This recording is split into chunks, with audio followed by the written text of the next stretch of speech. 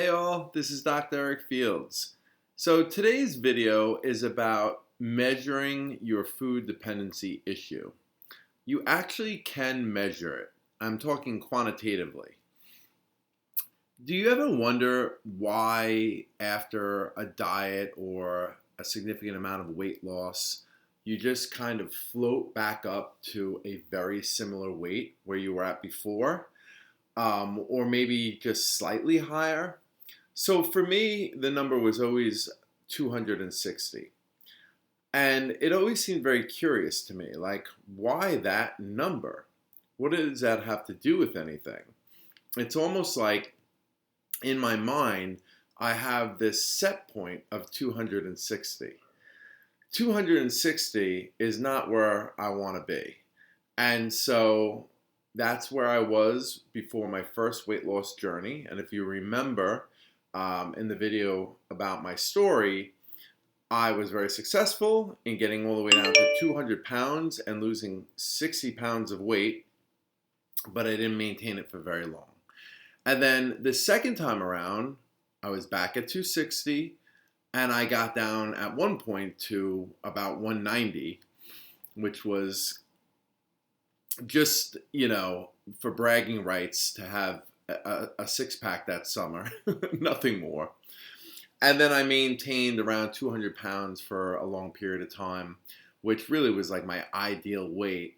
And I've been totally okay with floating up to 220. That I still feel like I'm at a really, really healthy weight at 220, so I don't mind that. When I start going above 220 is when I start saying, okay, time to rein it in. And that's what I did over the past month. I think I mentioned to you that I lost 1.5 pounds during Thanksgiving, which is incredible. It can be done. So when I float above 220, then I know I need to rein it in. So my ideal weight being 200, but a good healthy weight for me being 220, and that kind of being the limit. I don't want to go much over that. If you look at the difference between 260 and 220 being 40 pounds, that extra 40 pounds of body weight is my food dependency issue. That extra 40 pounds is completely unnecessary. There's absolutely no reason to be 40 pounds heavier than the upper limit of my healthy weight guidelines. And so that's it, right? And we can even look at that in terms of a caloric need number, right? So I wrote this down. I found an online calculator basically to calculate the number of calories that I would require to maintain 260 versus 220. I've always been moderately active, so that's never changed over the years. If that is something that changes for you in terms of, let's say there are periods of time where you exercise really rigorously or hardly at all, that definitely factors into your caloric needs. But for me, exercise has never been an issue for me. I mean, certainly there have been times where I didn't exercise as rigorously or as much, and times that I exercise very rigorously, like when I was training for the triathlon in New York City. So, there has been some fluctuation there, but pretty much I would say I've maintained, for the most part, a moderately active lifestyle. So that's been a fairly constant lifestyle for me. So based on that, my caloric needs for 260 was about 3,600 calories a day, according to this calculator. And my caloric needs for maintaining 220 is about 3,200. Okay? I'm rounding up. If you do the math, that's a difference of 400 calories a day. And again, there is another measurement of my food dependency issue.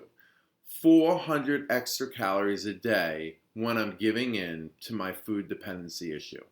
Because if I'm at 220 and I'm maintaining about 3,200 calories a day, and then all of a sudden I start departing from that, and I start going to that magic number of 3,600 calories per day, now I'm in a weight gaining phase, and I'm going to keep gaining weight until I get to about 260. So in other words, whatever the amount of calories you are eating each day, that is going to lead to a certain weight.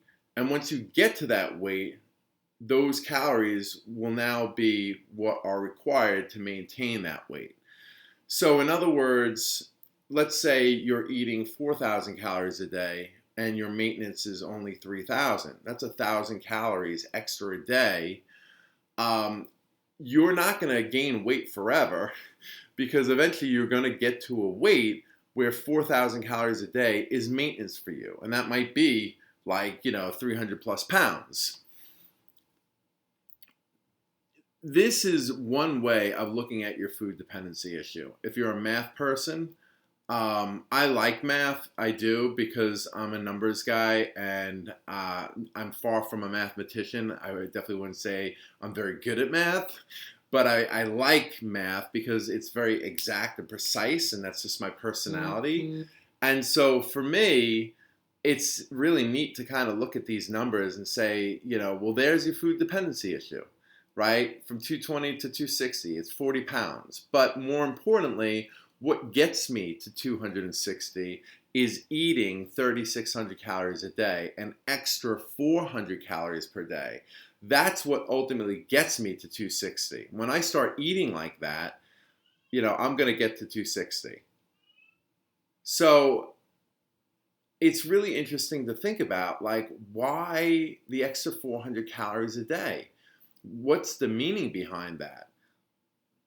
I don't know for sure, but I can tell you those extra 400 calories per day is what my mind thinks I need, because it's depending on these extra calories for all sorts of other reasons other than biological needs, needs for sustenance, needs for, once in a while, certain social events or what have you. These 400 calories are above and beyond those basic human needs. And so they're all for psychological reasons. That those 400 calories a day are like my way of coping with whatever I'm trying to cope with food. That's it. I can just about measure that. And so it's interesting for you to look at this and think to yourself, like, what is my number that I keep floating to, and what's my goal weight, right? You can either do it versus your ideal weight, or you can do something that maybe the expectations are not as high, or the weight loss goal is more reasonable. It's just like a weight where you feel pretty healthy at. Either or, you can measure how many extra calories you're consuming that obviously, because the extra calories have nothing to do with biological needs, and certainly not social needs, because once in a while, like during the holiday season, there might be an uptick in social activities and extra eating, but that should stabilize throughout the rest of the year. So if you gain a little bit of weight during the holiday season, you should come back down because you're going back to that maintenance level. Why do we keep floating up to this one number, or a number that's above it, but not that much, right? So just like with addictions, like with drug and alcohol addictions, people get to what we call a level of tolerance, right? So like if they're drinking 10 beers a day, and after maybe several years, that's not doing the trick anymore, their tolerance level increases, and now they need more alcohol to achieve the same effect. And so sometimes you'll see the same kind of thing with food dependency issues, that, let's say you keep floating up to a number like 280, right? And then throughout the years, you notice that as you diet and you go back and you diet and you go back, the number slowly has increased to, like, let's say 290, or then maybe eventually 300 over a span of 10 years.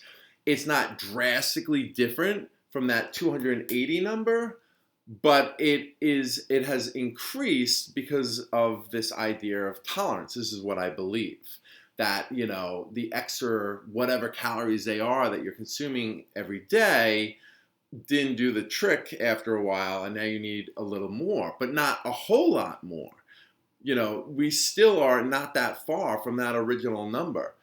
That's our food dependency issue. So if you're still not convinced, this is another way of looking at it, but that's it. That's how you measure it. So this is Dr. Fields. It's something to think about. Take a look at the calories needed for your goal weight versus the calories needed for that weight you always tend to be at or tend to get back to after a diet. And look at the difference, not only in the amount of pounds of body weight, but also in the caloric needs, and that's your food dependency issue. Those extra calories you're consuming every day are for psychological reasons and nothing else. And that's it. That's how you can measure it. This is Dr. Fields. I'll have more to say on this at another time. Wishing you all the best.